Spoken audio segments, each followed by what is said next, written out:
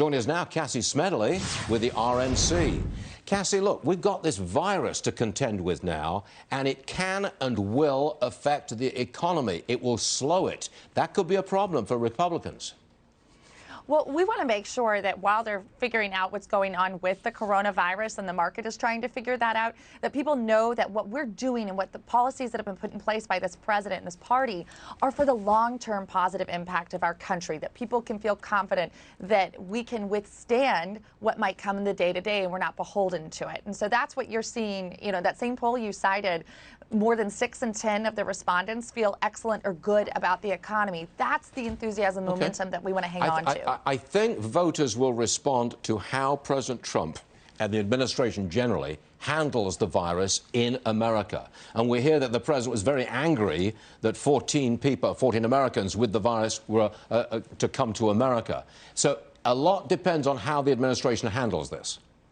Absolutely. And seeing that anger, I think, is in a funny way comforting to Americans to know that we have a commander-in-chief who's saying, I'm going to make sure that we are doing everything possible to keep Americans safe. This, again, goes back to the mantra that the president has held true to since he was a candidate.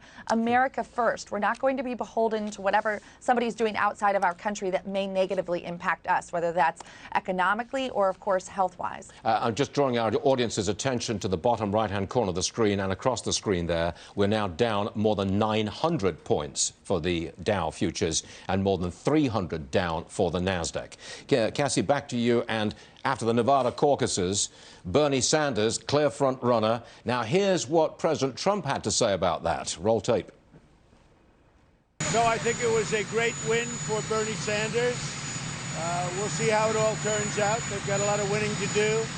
I hope they treat him fairly. Frankly, I don't care who I run against. I just hope they treat him fairly.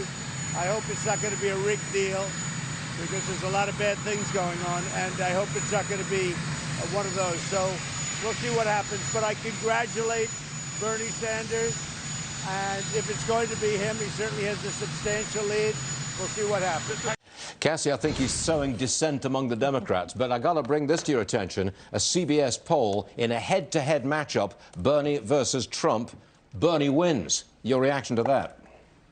Well, I don't think the Democrat Party is any closer to nominating a candidate who can beat President Trump. And the reason I say that is because when you actually look at the issues that move voters, the economy chief among them, as we were just discussing, people are very happy with what's going on. And when you look at what not just Bernie Sanders, but the Democrat Party as a whole is offering with these socialist policy proposals, there is severe risk in taking a chance on today's Democrat Party.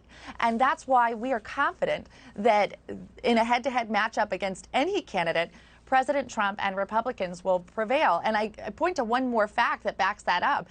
At the Nevada rally, we found another more than 15,000 people who were voters, and of them, a third of them did not vote in 2016. The president continues to bring out people to his rallies and into this movement who are either like what they're seeing and they want 4 more years of it, or so terrified of what the Democrats are offering that for the first time in their lives, they're getting involved in the political process and they want 4 more years of President Trump. All right, Cassie, thanks for joining us on a big day. Always appreciated.